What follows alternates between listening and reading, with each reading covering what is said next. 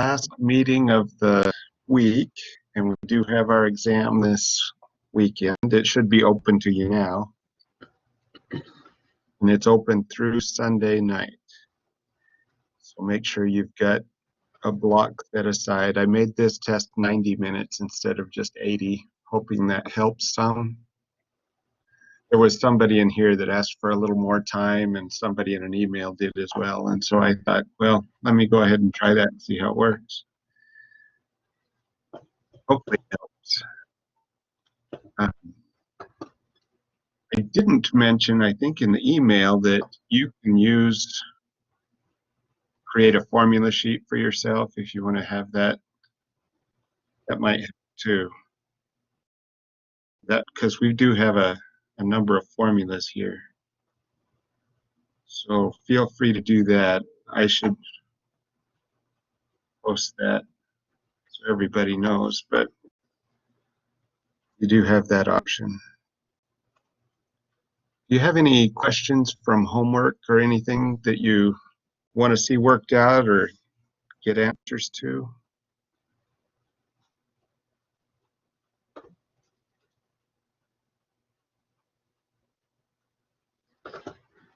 All right, and I'll go ahead and get into 4.6. Here we're talking more polynomials, but specifically polynomial inequalities. And then we'll have rational inequalities. So what we're talking about here is something like x squared minus 4x minus 5 is greater than 0. Well, if I were to graph x squared minus 4x minus 5, and I probably should have brought up my coordinate system, I didn't. But let's see, our vertex is negative b over 2a, right? So that would be 4 over 2, so that vertex would be at an x of 2. And if we plug that into our function to get the y, we would have 4 minus 8 minus 5, which is negative 9. So our vertex would be down here somewhere at 2, negative 9. Because the leading coefficient is positive, it opens up. I could find the zeros. They're probably 5 and negative 1.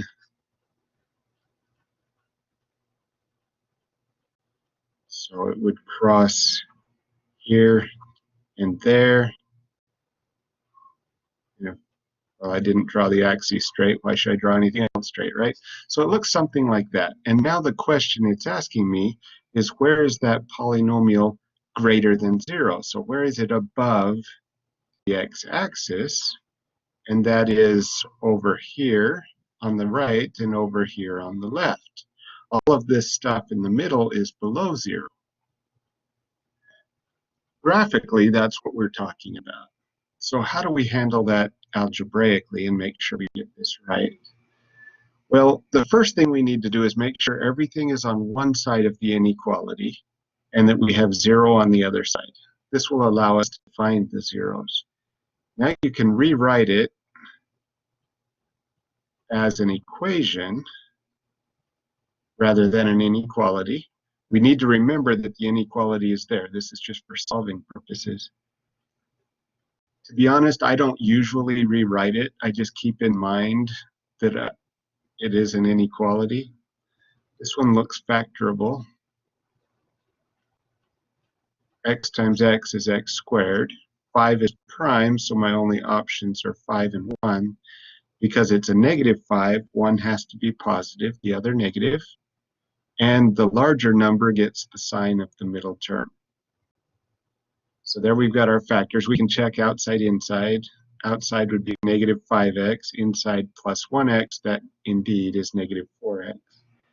Now we can set each of these equal to 0 because of that 0 factor property. And so x equals negative 1 and x equals 5. Those are the zeros. And sure enough, that's where I graphed it. So we're pretty good there. And now what they suggest we do is, rather than graph the whole polynomial, just go ahead and go to a number line. We've got -1 and we've got 5. So those are our critical values. As a matter of fact, sometimes I'll just put a dashed line there to check what's going on. And now I pick a value in each of those regions and plug it into the formula. So let's try -2. It's over here in this region. -2 squared minus 4 times -2 minus 5. This gives me 4 plus 8 minus 5. That's 7. That's positive. Over here, and we're looking for numbers that are greater than 0, so that's going to be part of our solution. Anytime I have a 0 in a region, I want to use it, because 0 is easy to work with. Anything times 0 is 0. So all of that together gives me -5, so this is a negative region. And then I can pick something over here to the right. I like 10 because it's an easy one for me to work with. Anything times 10 is that thing with a 0 on the end. 10 squared is 100, minus 40, minus 5. Well, that looks like 55. That's positive. Now, as a reminder, we wanted greater than. So I want everything that's positive to be included in my solution. So that's -infinity up to -1. And we're not including the -1 because it's greater than, it's not or equal. And then over here we've got 5 to positive infinity, and I need the union of those two. So that's how we solve these. We basically treat it as an equation, find those zeros, which we could call critical values. We bring them to a number line and go ahead and, oh, that I should have left that an open circle. Go ahead and mark those on the number line, and then check the 3, well, it might be more than 3. Check the regions and see what sign you get, because everything on the graph of that polynomial within that region has the exact same sign. Because of those qualities of polynomial graphs that we talked about earlier in the week, how they're continuous and how they're smooth and everything that goes with that, even the intermediate value theorem suggested that that was the case. And so once you have that, you can write your interval notation directly from the number line graph. So that's how we're going to solve these polynomial inequalities. Do you have any questions on that?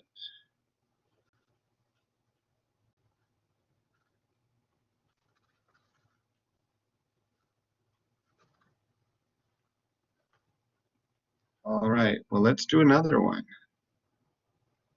Just keep the fun going.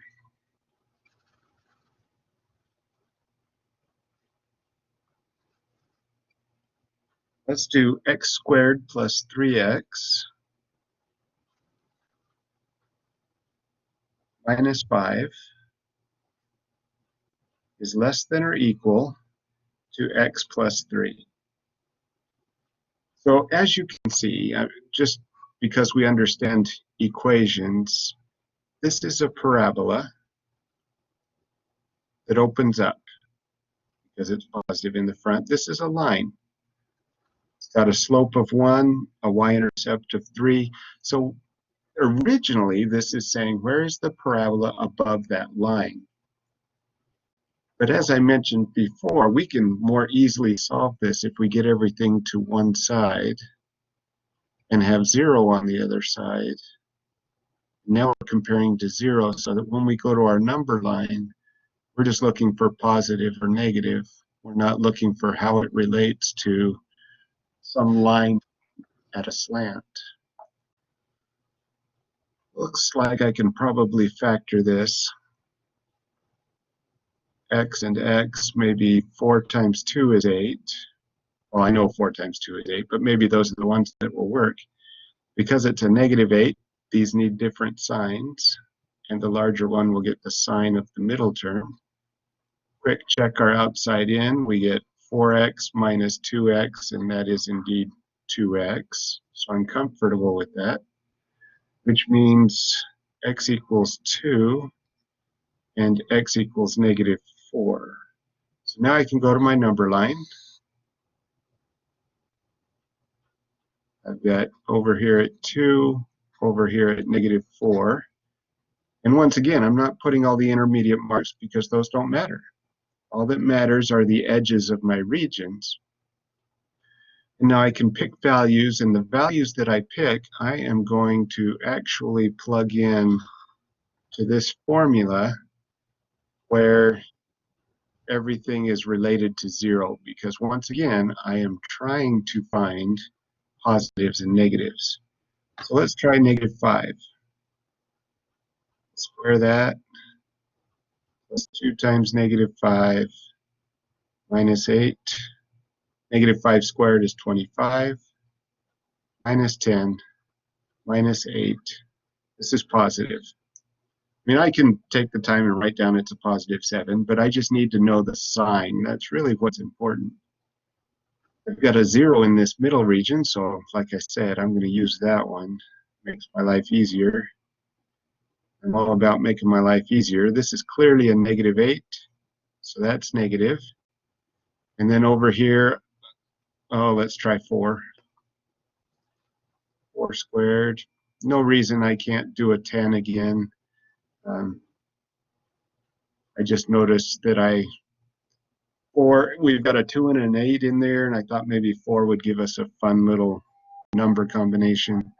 4 squared is 16, plus 8 minus 8. There's that combination I was thinking, so those will cancel, leaving me a positive.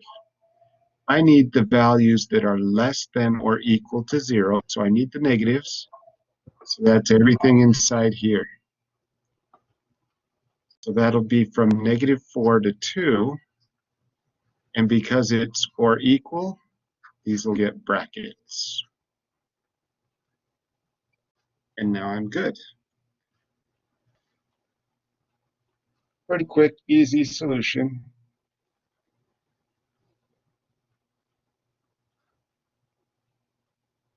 We can check that. We can plug those numbers in and make sure that we get a number that is less than or equal to 0. And it'll work just fine. I'm going to keep getting a little more complex as we go. Not too bad. Say x cubed minus x is greater than 0. Let me factor x out. And so I'm going to go ahead at this point and say that equals 0. So now I can set each of these factors equal to 0. So x squared equals 1. So x would be plus or minus 1. So I've got 3 zeros here, and we expected that, right? It's a degree 3 polynomial, so we would expect 3 zeros. But it's nice to have that come out. I know we don't always get 3 with a third degree polynomial because we may have a multiplicity thing going on in there, but just the same.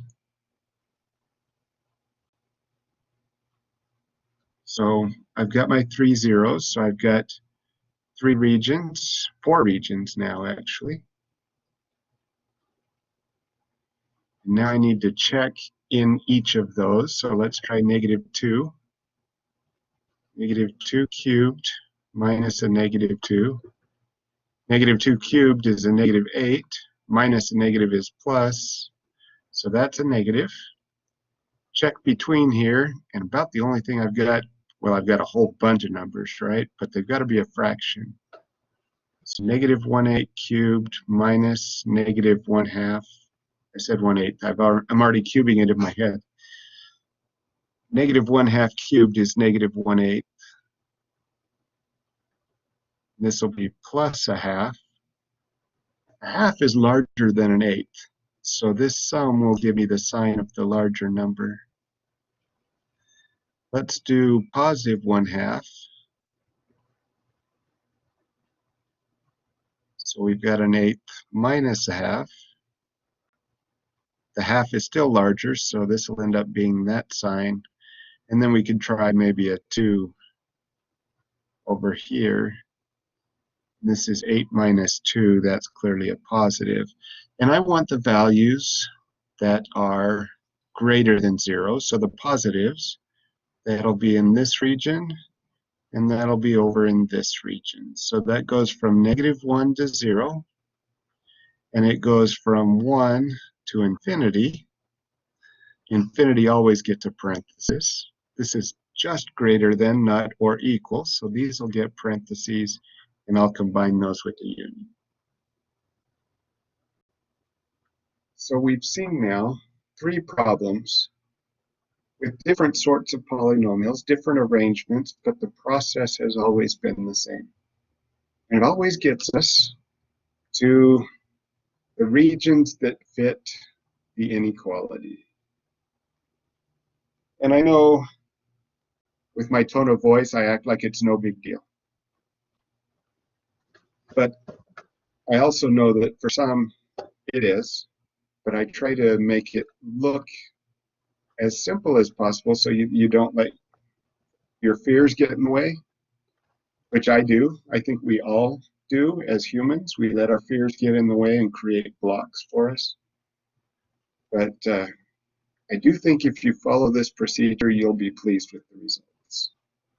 It seems to work pretty well.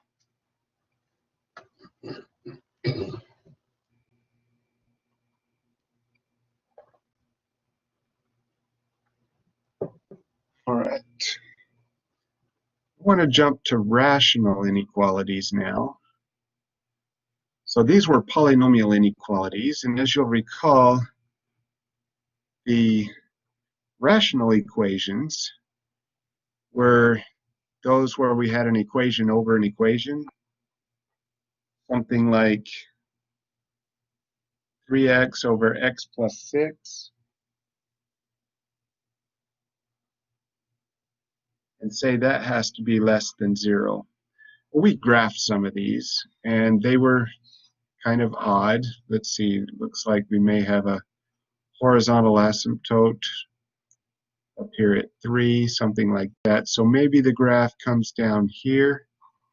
I don't know what the graph does, but we've done enough of these that it looks something like that. And now we want where it's less than 0. So it looks like if this graph is right, that it might just be a small portion. But what I want to highlight here is that we're still doing the same thing we did with the polynomials. So pulling this thing together so that we can figure out what part of the graph is less than 0, is below the x-axis.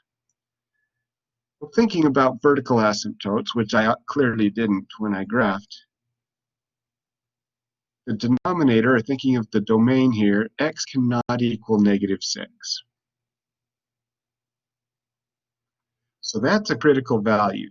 That's a value that on our number line we need to mark, because that will differentiate regions.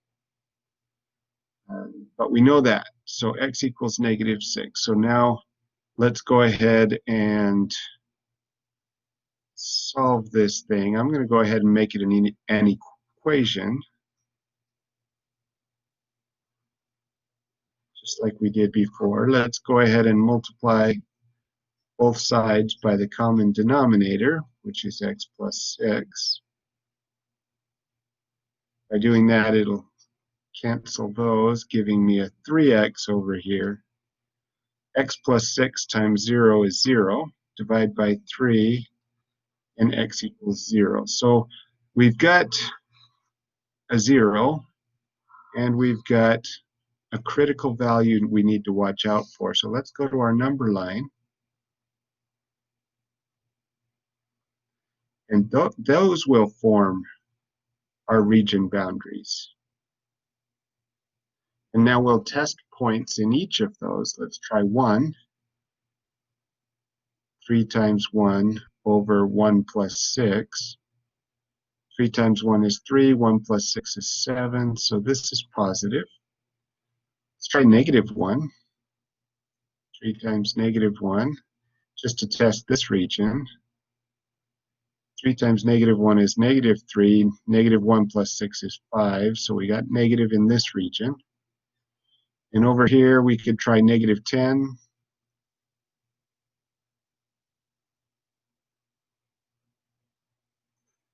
That gives us negative 30 over negative 4, and negative divided by negative is a positive.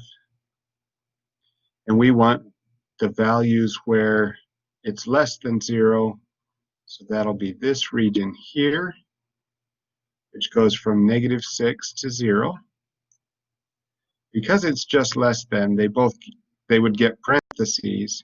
If it were less than or equal, let me go ahead and do that, just kind of to highlight the difference here. If it had been less than or equal, then it would look like still negative 6 to 0. We would get our bracket. We would have to have a parenthesis here. And that's why I wanted to highlight that. That one has to be a parenthesis because x cannot equal 0. What did I say? X can't equal negative 6. Otherwise, we end up with a 0 in the denominator. So even though we say or equal, negative 6 is still a vertical asymptote to our function, and so it will never get a bracket with this particular rational equation, rational inequality, because x can never equal negative 6. So watch for that.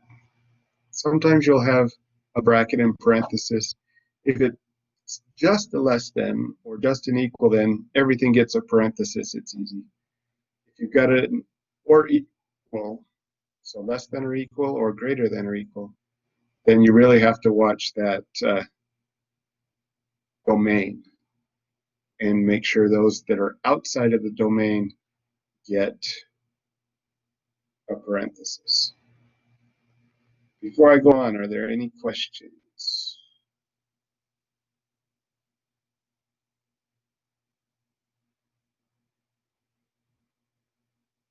Let's do another one.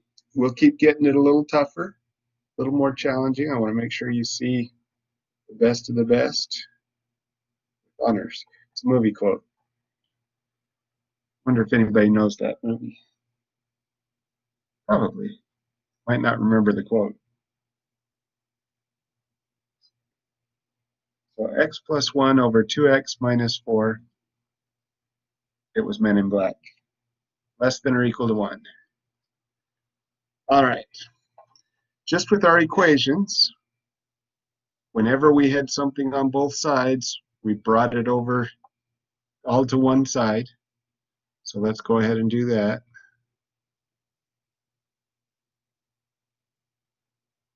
I'm going to go ahead and make it an equation. Now, let's go ahead and multiply everything by the common denominator, which is 2x minus 4, which means I need to distribute that 2x minus 4 to the 0, the 1, and the rational expression. So the rational expression cancels the denominator, giving me x plus 1. Negative 1 times 2x minus 4, I could write this way. I went ahead and put the negative out there, so I remember to distribute it to both. 0 times 2x minus 4 is 0. So now distributing that negative through and combining like terms, I get x minus 2x is negative x. 1 minus a negative 4 is 1 plus 4 equals 0. Move the x over, 5 equals x. So we've got a point there. Now, I neglected to take a look at our domain. X cannot equal 2, because if we plug 2 in for x, we would end up with a 0 on the denominator there. So that gives us another critical value. Oh, let's not put that on there. Let's put it over here. Everything's positive, so might as well arrange it so I've got some room. So x can't equal 2, x can't equal 5, or x equals 5 at one of the zeros. All right, so let's plug in our numbers. Now again, I'm going to plug into where everything is on one side. So I've got 0 plus 1 over 2 times 0 minus 4 minus 1. 0 plus 1 is 1. 2 times 0 is 0. Minus 4 is negative 4. Minus 1. This is clearly negative. Let's try 3. 3 plus 1 over 2 times 3 minus 4 minus 1. 3 plus 1 is 4. 2 times 3 is 6. Minus 4 is 2. Minus 1. 4 halves is 2. Minus 1 is 1. So there it's positive. Go ahead and try 10. 10 plus 1 over 2 times 10 minus 4 minus 1. 10 plus 1 is 11. 2 times 10 is 20. Minus 4 is 16. 11/16 is less than 1. So a number less than 1 minus 1 is going to give me a negative. I want less than or equal, so I need the negative portions. So we've got that portion, we've got that portion, so that looks like negative infinity up to 2, and 5 to positive infinity. Infinities always get parentheses. X cannot equal 2, so 2 has to be a parenthesis. But we've got or equal here, so the 5 gets a bracket. And that would be the interval that would make this statement true. And we could pick any number within that interval, plug it in, and we would have a true statement. So that one put a little twist on it by having the 1 over there on the right-hand side. We had to bring that over first. We still have those denominators to watch out for. So we can do that. Make sure that we pull those numbers out of the domain, but then solve for any x-intercepts or zeros to give us these critical values so we can test the regions. How are we doing? Are we feeling comfortable? Are we okay?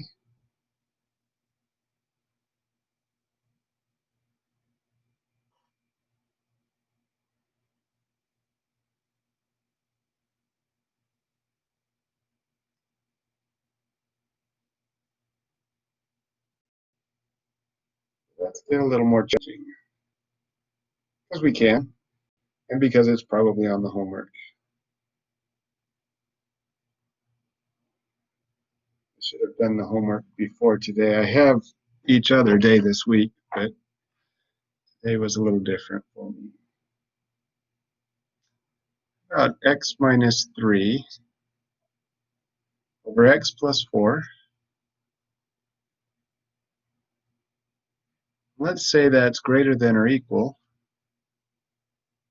to x plus 2 over x minus 5.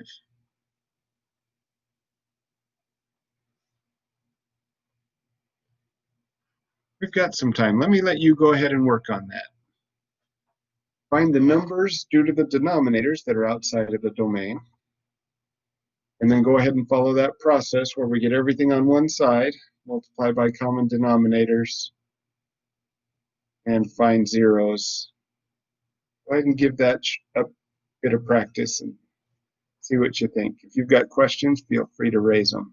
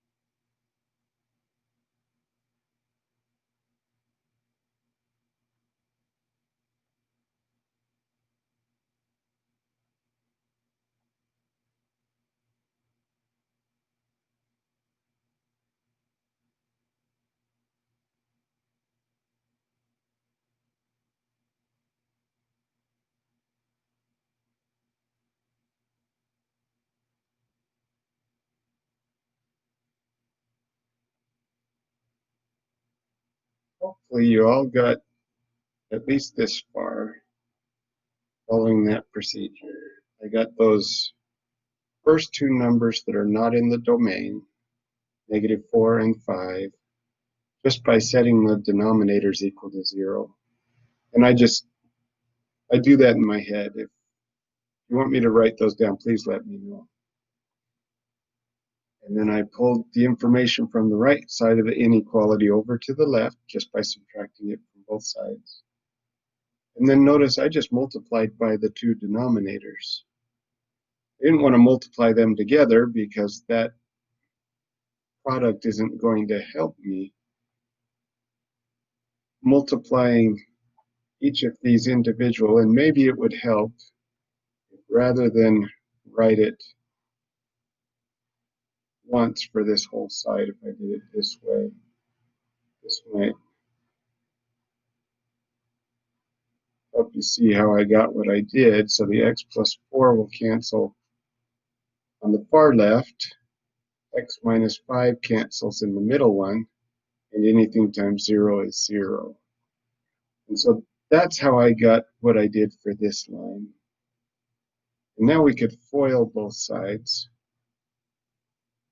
So we'd have first, outside, inside, last on both of these. So firsts here would be x squared. Outside is minus 5x. Inside is minus 3x. And last is plus 15. And I'm going to go ahead and put that in parentheses. Because I've got this subtraction sign, I worry that I'll forget it somewhere. And so if I write it out this way, I think I'm less likely to forget that negative. So here, firsts would be x squared. Outside is 4x. Inside is 2x. And last is 8.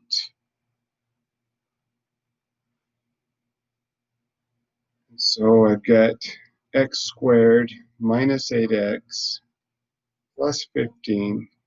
Now I'll go ahead and distribute that negative through as well. I'm just going to go to the sum there because I need to subtract the sum. So minus x squared. The sum here would be 6x, so I need to subtract 6x. And then minus 8. So it looks like the x squared is going to cancel because x squared minus x squared is 0. I get negative 8x minus 6x is negative 14x. And 15 minus 8 is plus 7. Take the 7 to the other side. Divide by negative 14. And I get a half. So now I've got my numbers for the regions. That wasn't very straight. We'll pretend it's straight. All right, so we've got 0, we've got negative 4, we've got a half, and we've got 5. My critical values are negative 4, a half, and 5. Negative 4 and 5, I'm going to go ahead and put an open circle right there to remind myself that they cannot be included. The 1/2, however, will be included because it is or equal. And now I can just test the regions and see what I get. So if I test the region with the 0, 0 minus 3 over 0 plus 4, and I am plugging them into this equation right here where they were set equal to 0. That way I'm just looking at positive or negative. Minus 0 plus 2 over 0 minus 5. So we've got negative 3/4 minus a negative 2/5. And 3/4 is larger than 2/5, so this will get this region gets the sign of the larger one there. Go ahead and check 1. 1 is in this region. So 1 minus 3 over 1 plus 4 minus 1 plus 2 over 1 minus 5. And we get negative 2/5. I'm going to go ahead and keep that negative. We've got 3 over negative 4. So that negative 4 will make that a plus. And again, 3/4 is larger, so this region gets that sign. We could try 10 again. 10 minus 3 over 10 plus 4 minus 10 plus 2 over 10 minus 5. 10 minus 3 is 7. 10 plus 4 is 14. Minus 10 plus 2 is 12. Over 10 minus 5 is 5. Well, 7/14 is a half. But more importantly, 12/5 is greater than 1. So we've got a half minus a number that's greater, so that's going to be negative. And over here, I'm running out of room. Let me bring it up here. So there is room. Let's just do negative 5. And I'm just picking numbers. You can pick any number within the region.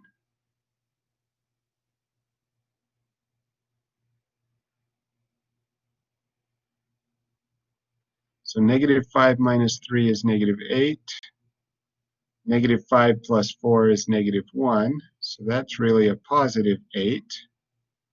Minus negative 5 plus 2 is negative 3. Negative 5 minus 5 is a negative 10. Negative over negative is positive. And 8 minus 3/10 is clearly positive. Well, I need, because I moved them over, they were really greater than or equal to 0. So I need the positive regions. That would be this region here and that region there. So writing those out in interval notation goes from negative infinity up to negative 4, and then 1/2 to 5. As we said, 5 is not part of the domain, neither is negative 4, so both of those are going to get parentheses. Infinity gets a parenthesis because 1/2, because we're greater than or equal, 1/2, which is in the domain, gets a bracket. And that's my interval. It would make this first problem a true statement. And can you imagine coming in at this point and seeing all that scratch all over the screen and having to try to figure it out? It's a good thing I'm recording so that we've got it bit by bit. Otherwise, oh my goodness, what a mess. The colors help, I hope. Okay, have you got any questions at all? That's the last problem I plan on working for the rational inequalities, unless you want to see more. But if you have any questions from chapter 3 or chapter 4, this was the end of chapter 4. If you've got any questions before you take the test, now would be a good time to ask.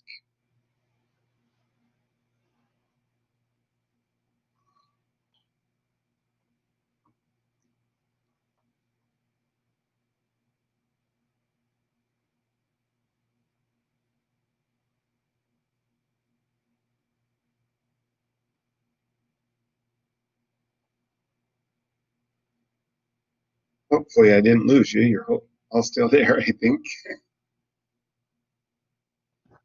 How many questions are on this test? This test has 25 questions with a time limit of 90 minutes.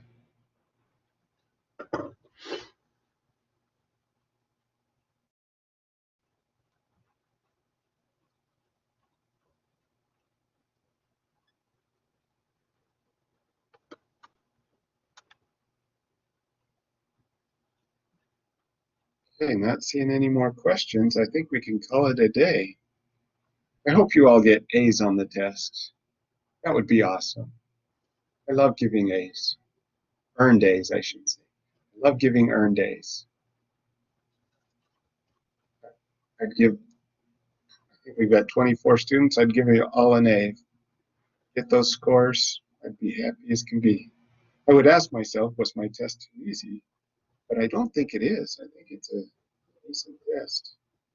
Make sure you upload your scratch paper to Blackboard so I can give partial credit where it's due. Saw a couple of student scores go up about 15% after I looked at scratch paper. Some only went up 6 to 8%. Some I couldn't change at all because they didn't show me their work. Which kind of sucks. All right, but good luck on that. I hope you have a good weekend.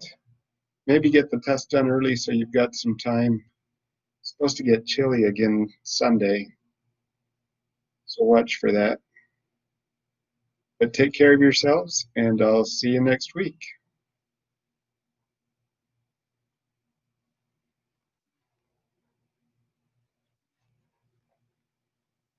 Have a good weekend. Thank you very much.